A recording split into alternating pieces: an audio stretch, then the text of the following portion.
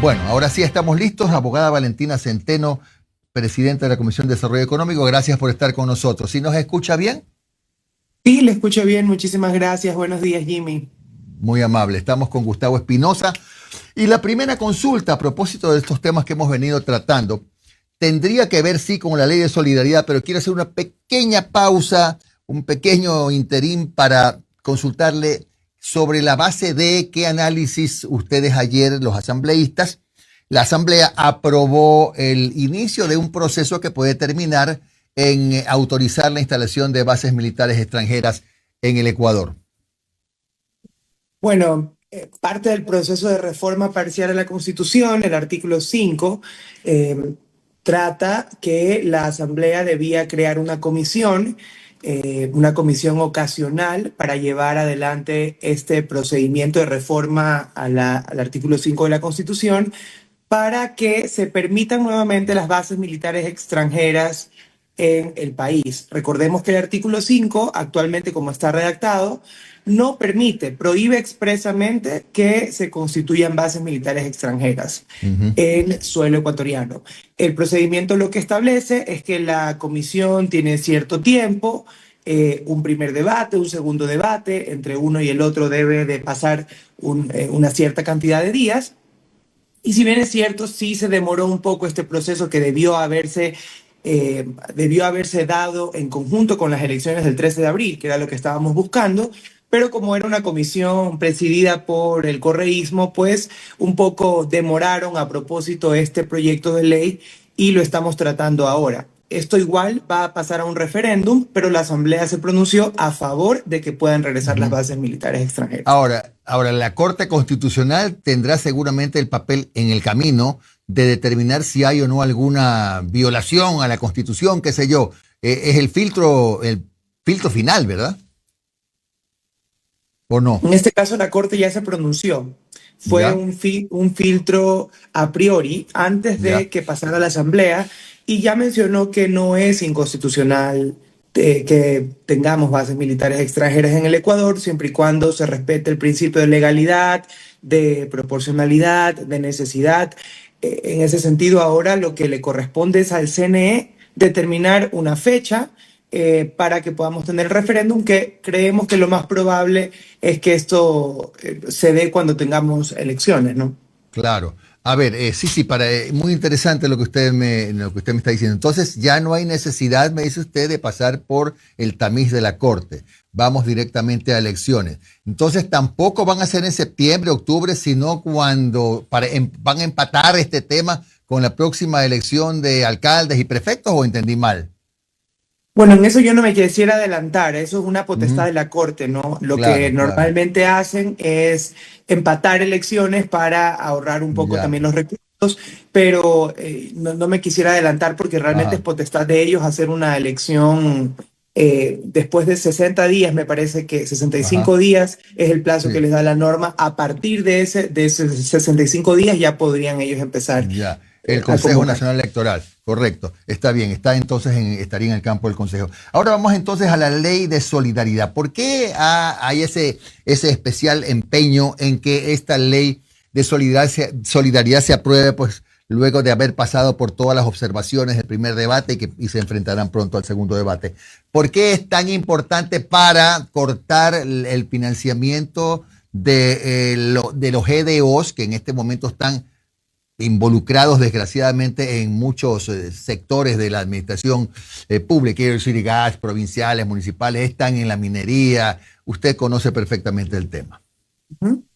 Bueno, sí, creo que el presidente ha demostrado que su prioridad es atender la seguridad en el país, devolvernos la paz y la tranquilidad en las calles, y para eso se necesita un conjunto de decisiones eh, para lograr ese objetivo. Parte de esas decisiones es el trabajo que puede hacer la Asamblea Nacional con normativas que le permitan un régimen excepcional, mucho más severo, que fortalezca la respuesta de las fuerzas del orden y que además también permita esta corresponsabilidad con la empresa privada.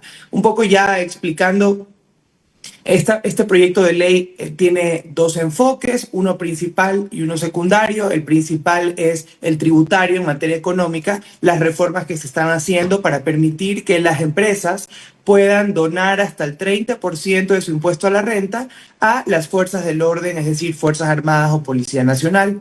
Esto con un proceso bastante sencillo que se lleva entre privados, porque la empresa compra los insumos o los equipamientos y luego, si están catalogados y si cumplen los precios que establecerá previamente los ministerios de Defensa, del Interior y la supervisión del Servicio de Rentas Internas, del SRI, pues se emite la certificación y lo pueden entregar directamente a las fuerzas del orden.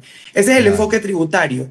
Pero luego también tenemos un enfoque penal que es sumamente importante y es, como lo hacen legislaciones en todo el mundo, que establecen reglas específicas para combatir el terrorismo, a las guerrillas, a los grupos de delincuencia organizada o al crimen organizado.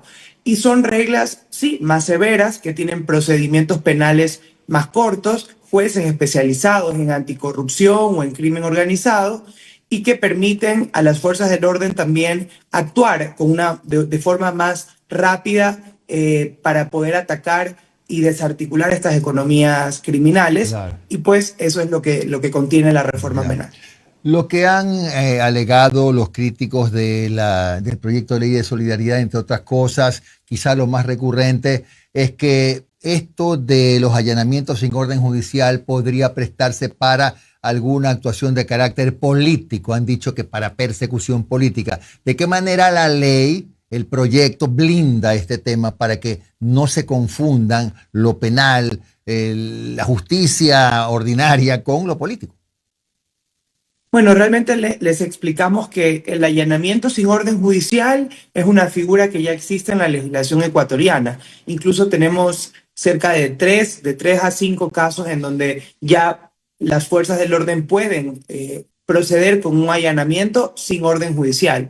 Esta es una más y se dará específicamente para combatir a los grupos de delincuencia organizada. Cuando exista algún tipo de participación, colaboración, pertenencia a un GDO, es que las fuerzas del orden, a través de previo informe de inteligencia que justifique cómo es que se hizo este operativo, ellos podrán realizarlo. Incluso con una revisión posterior también, a través de los jueces especializados, se va a hacer un control también posterior para que no se vulneren los derechos humanos, para que exista también una justificación de la proporcionalidad. Pero nos parece muy importante porque cuando recibíamos a la policía, a las fuerzas del orden, a las Fuerzas Armadas, ellos nos comentaban que, por ejemplo, si ellos están en una persecución ininterrumpida de un delincuente y que llega a una casa, pues ahí sí pueden entrar a esa casa sin una orden judicial. Pero si en esa persecución ellos notan que, por ejemplo, o de acuerdo a su inteligencia, las casas de al lado o a la vuelta de la esquina también son casas que utilizan para operar esta red de por ejemplo, narcotráfico, lavado o tráfico de armas, no pueden ingresar a las demás porque la ley no se los permite. Y eso les debilita en los operativos y terminan siendo ineficientes. Entonces, son justamente esos temas los que estamos tratando en la ley. ¿Cómo está, señorita asambleísta, abogada Valentina Centeno? Le saluda Gustavo Espinosa, 7:17 de la mañana en un café con JJ. Justamente yo veía entrevistas realizadas a usted en la legislatura con respecto a que ya existe en el Código Orgánico Integral Penal un artículo, el 481, numeral 2, acerca de estos allanamientos, y en estos días en redes hubo críticas acerca de eso, que sí se puede allanar tomando como ejemplo el mega operativo contra el caso Lavado Fito, que sí se puede intervenir viviendas. ¿Cuál sería la diferencia ahora con estas reformas que se conseguirían con el proyecto de ley de solidaridad nacional?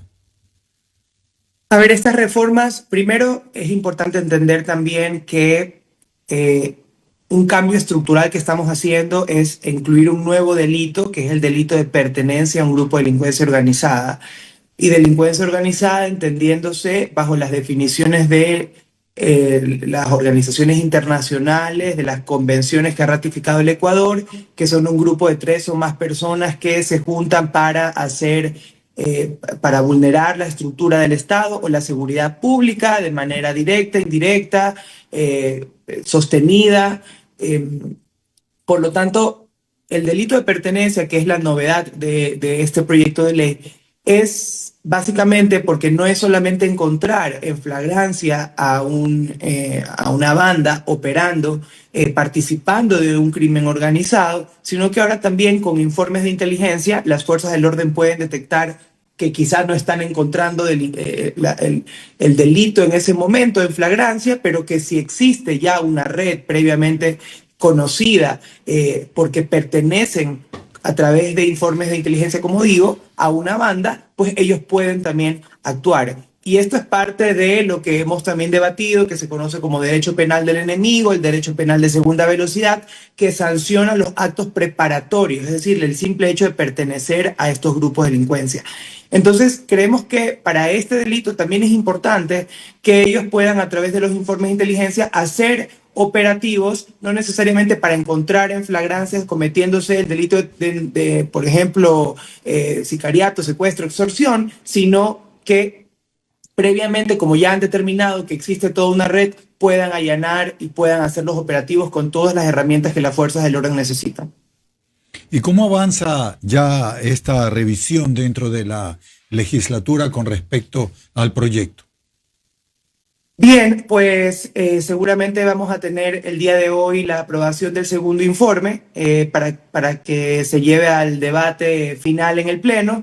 Yo realmente estoy bastante tranquila porque en la comisión es unánime el sentido de urgencia de tener una normativa mucho más severa que le permita pues a nuestras fuerzas del orden sentir también esa garantía, no solamente desde la parte de actuación o de reacción contra la delincuencia, sino también desde la parte judicial, porque muchos de ellos nos mencionaban que luego no sienten que el sistema de justicia está realmente alineado, sino que los delincuentes entran por una puerta y salen por la otra. Justamente ese tipo de cosas también estamos poniendo en la legislación que se deben evitar medidas sustitutivas, evitar estos cambios de régimen al régimen semiabierto o abierto que les permiten a ellos salir de los centros penitenciarios, un sinnúmero de cosas que estamos blindando para que también el sistema de justicia esté alineado